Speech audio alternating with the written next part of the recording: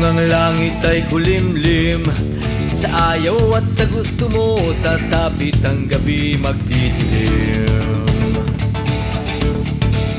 Hindi kailangang kumapit sa patalim, bagkus lumapit, humawak ng maigting. Taimtim na panalangin, ibulong sa kanya anumang daing at hiling. Walang makakapigil sa pusong nanggigigil.